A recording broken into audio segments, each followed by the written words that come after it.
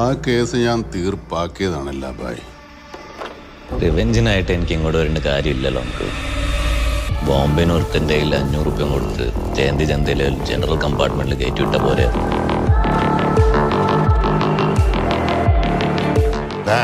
നീയൊന്നും കാണാത്ത, നിനക്കൊന്നും അറിയാൻ പാടില്ലാത്തൊരു മൈക്കിളിനെ ഞാൻ കണ്ടിട്ടുണ്ട്.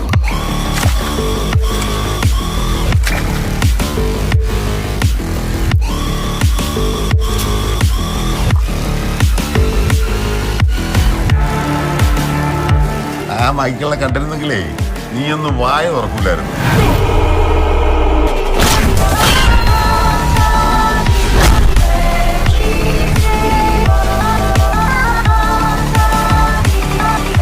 ഇവിടെ ബോംബെക്കാരാ.